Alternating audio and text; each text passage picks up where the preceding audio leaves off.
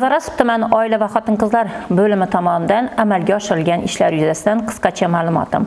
Hazorasp tumani oila va xotin-qizlar bo'limida xotin-qizlar bandligini ta'minlash, ularni kasb-hunarga o'qitish hamda tadbirkorlik faoliyatiga ko'maklashish, shu bilan birgalikda ayollar daftariga kiritilgan xotin-qizlarga beriladigan yordamlar bo'yicha.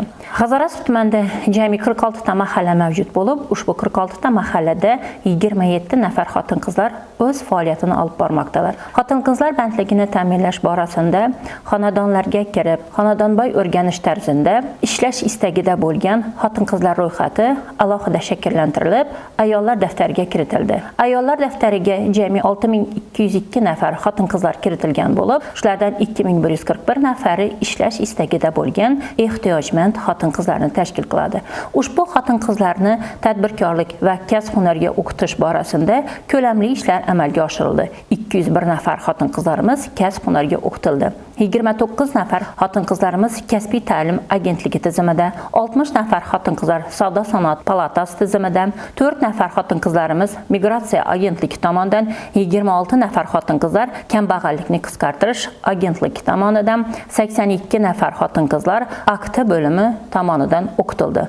Bundan tashqari O'zbekiston Respublikasi Oliy Majlisi huzuridagi Fuqarolik jamiyati institutlarini qo'llab-quvvatlash jamoat fondi tomonidan O'zbekiston ayollar va qizlar uyushmasining Xorazm viloyati hududiy bo'linmasining Oila muqaddas dargoh mavzusidagi davlat granti loyihasi asosida tikuvchilik qilish istagida bo'lgan 25 nafar qizlarimiz o'qitilib, ularga sertifikatlar berildi.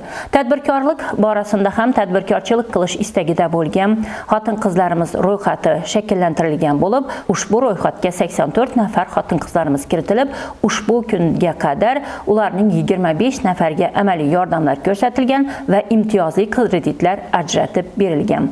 Tumanda hozirgi kunga qadar 38 ta mahallada xotin-qizlar bandligini ta'minlash va salomatligini mustahkamlash markazlari tashkil etilgan bo'lib, ushbu markazlarda ham kasb, hunar va hunarmandchilikka o'qitilib kelinmoqda. Bundan tashqari ushbu markazlarda sog'lom oila maslahatxonalari ham o'z faoliyatini olib boradi.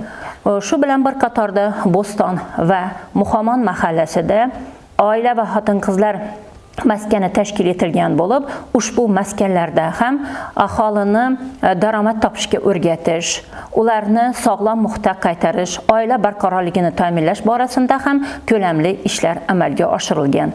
Jumladan 403 nafar nikohlanuvchi yoshlar qayd qilingan bo'lsa, shulardan 336 nafari yoshlarni oilaviy hayotga tayyorlash qisqa o'quv kurslariga jalb qilingan va muvaffaqiyatli yakunlab sertifikatlar topshirilgan.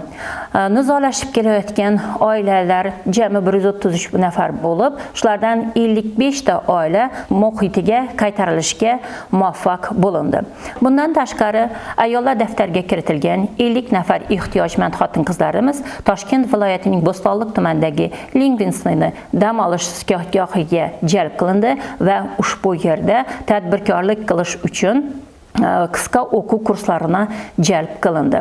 2022 yil 7-martdagi PF 87-son farmoni Vazirlar Mahkamasining oliy ta'lim muassasalariga qo'shimcha davlat granti asosida qabul ko'rsatkichlari doirasida ehtiyojmand oilalardagi xotin-qizlarga tanlovda ishtirok etish uchun tavsiyanoma berish va ularni qo'llab-quvvatlash borasida 70 nafar qizlarimiz ro'yxatga olingan va shulardan 31 nafari imtiyozli tavsiyanomalarga ega bo'lgan va oliy ta'lim muassasalarida grant asosida o'qishga qabul qilingan.